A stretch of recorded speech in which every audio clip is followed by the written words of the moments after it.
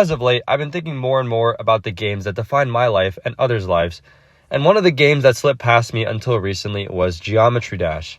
Now, the reason this game even warrants any attention is because despite the developers taking years to update the game again, the game is still hugely popular.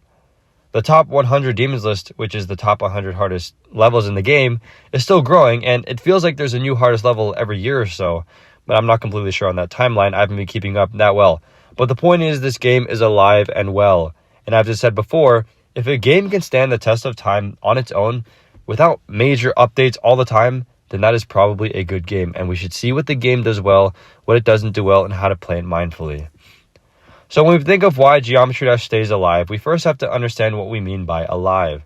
Not only are people playing and beating new levels, but they are also creating new levels. New levels are being shot out all the time, and they're getting so creative with them that most people don't even know how some of these things are being made in the game anymore. I'm talking literal movies and shows made inside Geometry Dash. And most importantly, what brings attention to these levels? Well, the answer to that would be the community. Now, the Geometry Dash community is a bit special compared to other games, at least for me. Without the community, Geometry Dash would not have so many custom online levels, which effectively define the game itself at this point.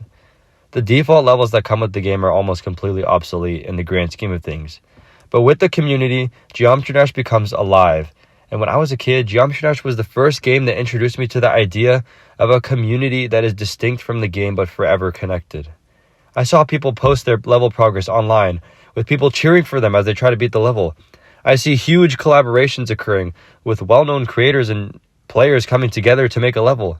I see new players joining the community, people showing each other secrets, people asking for help on level design, and much more. The Geometry Dash community is what keeps the game afloat. Without the constant innovation and support from the community, Geometry Dash would be forgotten. To this day, I don't think there's a gaming community as involved and as supportive as the Geometry Dash community. I could be wrong, but I'd say Geometry Dash is up there at the top.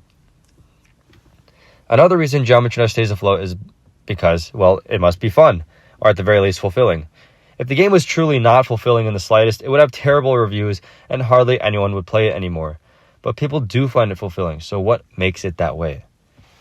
Well, in its nature, Geometry Dash is a game about improvements, goals, and achievement. You start with a level, you practice it, die a lot of times, learn from your mistakes, adjust, and keep adjusting until eventually you beat it.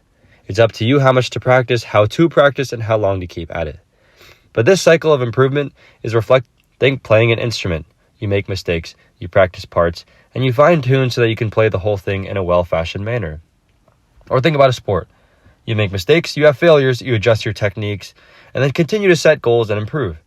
Geometry Dash represents these basic cycles of improvement almost exactly. This is why it's a fulfilling game. If you've ever spent a long time on a level that you initially thought you could never beat, and then you finally beat it, you'll know how it feels. And in a world full of hyper-competitive games with tournaments, ranked modes, ladders, and toxicity, Geometry Dash is a break from all of that. Sure, people in Geometry Dash race to be the first victor of a new level or make the new hardest level, but the community is always supportive. There are isolated incidents of toxicity, but I don't think anyone would describe the community as negative or toxic.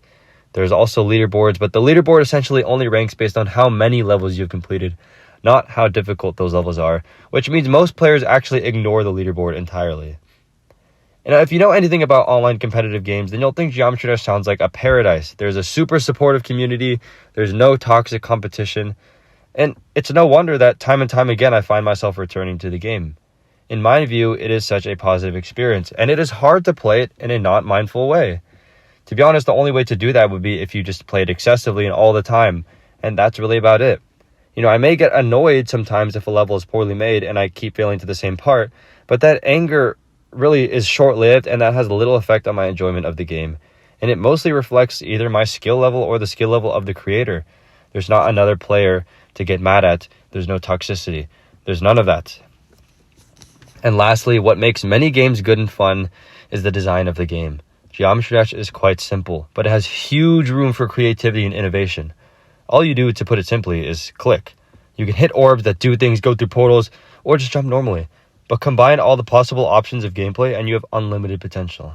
Other games that are so simple yet have the potential to be complex are also very good games, like Terraria, Minecraft, or Bloons Tower Defense.